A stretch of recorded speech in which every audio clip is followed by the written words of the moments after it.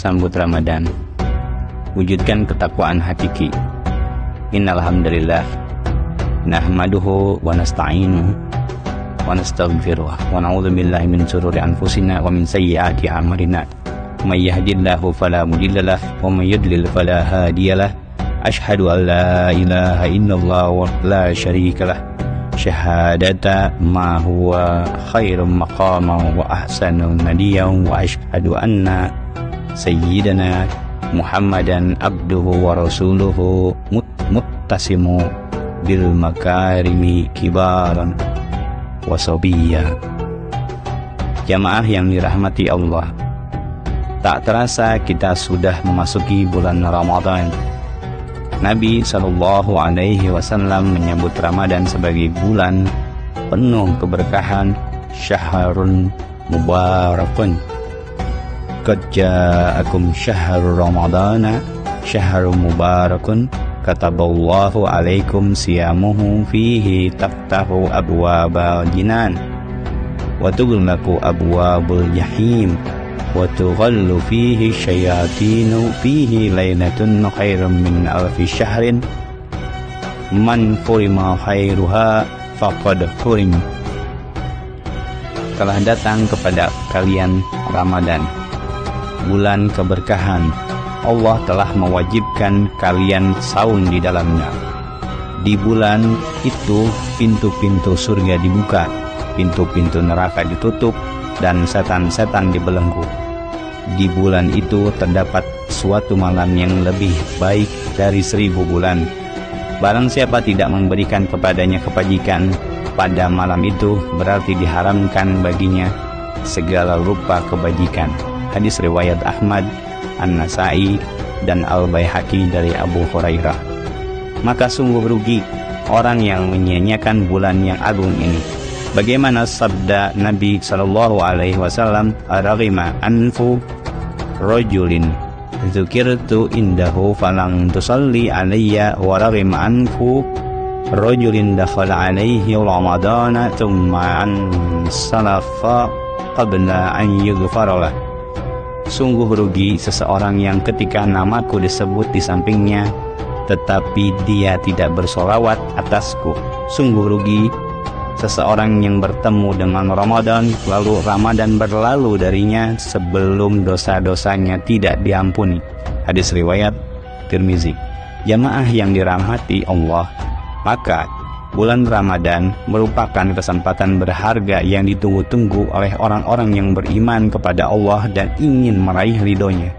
Sehingga kaum muslimin sudah seharusnya menyambut tamu agung tersebut dengan sebaik-baiknya.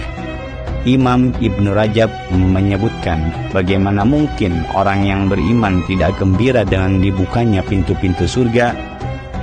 Bagaimana mungkin orang yang pernah berbuat dosa dan ingin berbuat serta kembali kepada Allah Ta'ala tidak gembira dengan ditutupnya pintu-pintu neraka? Dan bagaimana mungkin orang yang berakal tidak gembira ketika para setan dibelenggu? Oleh karena itu, jangan sampai kesempatan Ramadan ini berlalu sia-sia. Raih keutamaan Ramadan, yakni dilipat gandakan pahala amal saleh dengan sungguh-sungguh. Perbuatan amal ibadah dengan agenda-agenda yang telah tersusun. Apakah tadarus Al-Quran, sholat sunnah, sedekah, zakat, i'tikaf, qiyamul lail, amal ma'ruf nahi munkar, dan aktivitas taqarrub lainnya. Ingat, Allah Subhanahu wa Ta'ala mencintai hamba-hambanya yang bertaqarrub kepadanya. Terlebih di bulan Ramadan, dalam hadis qudsi Allah Subhanahu wa Ta'ala berfirman, "Dan tidaklah hambaku bertaqarrub kepadaku dengan sesuatu yang lebih aku cintai dari apa yang aku fardukan atasnya. Dan hambaku terus bertaqarrub kepadaku dengan amal-amal nawafil hingga aku mencintainya." Hadis riwayat Al-Bukhari, Ibnu Hibban, dan Al-Baihaqi. Hadis ini menjelaskan bagaimana bertaqarrub yang lebih disukai oleh Allah, yaitu dengan melaksanakan apa yang diwajibkan dan melengkapinya dengan amalan-amalan sunnah. Tentu amal-amal fardu harus diprioritaskan. Ingat, Ibnu Hajar Al-Asqalani menyatakan, di Fathul Bari, sebagaimana ulama besar mengatakan bahwa siapa yang fardu lebih menyibukkan dia dari nafilah atau amalan sunnah, maka dimaafkan. Sebaliknya, siapa yang nafilah menyibukkan dia dari amal fardu, maka dia telah tertipu.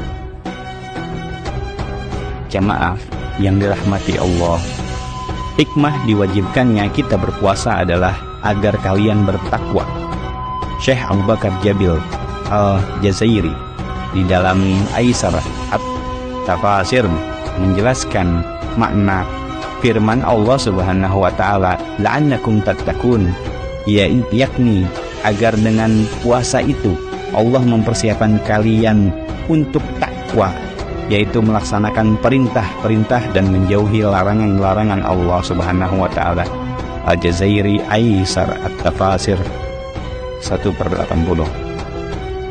Melaksanakan perintah Allah dan meninggalkan larangannya itu dilaksanakan karena kesadaran jiwa dan akal. Maka pelaksanaannya memerlukan pengetahuan syar'i akan halal dan haram.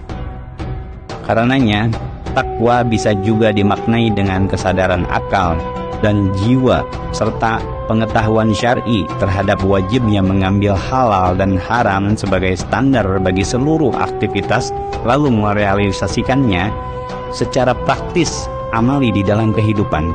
Oleh karena itu, seharusnya pasca Ramadan nanti akan lahir manusia-manusia baru, keluarga-keluarga baru, dan masyarakat baru yang bertakwa kepada Allah, mengamalkan ajaran Islam, melaksanakan perintahnya, dan menjauhi larangannya. Bukankah ketakwaan yang diperintahkan oleh Allah tidak hanya bersifat individual? Apa maknanya? Pribadi baik tapi hidup dalam masyarakat yang mengingkari syariat Allah Subhanahu wa taala. Walhasil, semoga Ramadan ini menjadi pemicu bagi kita kaum muslimin mewujudkan ketakwaan hakiki, yakni menerapkan syariah Islam secara kafah dalam seluruh aspek kehidupan individu, keluarga, masyarakat, dan negara. Inilah wujud keimanan dan ketakwaan yang sebenarnya. Walau anna ahlil qura amanu wattaqaw la fatahna alaihim bibarakatim minas sama'i walakin kadzabu fa akhadnahum bima kanu yaksibun. Jika sekiranya penduduk negeri-negeri tersebut beriman dan bertakwa, pastilah kami akan melimpahkan kepada mereka berkah dari langit dan bumi. Tapi mereka mendustakan ayat-ayat kami itu, maka kami siksa mereka disebabkan perbuatannya. Semoga Ramadan kali ini menjadi pintu terbukanya keberkahan bagi negeri ini. Amin.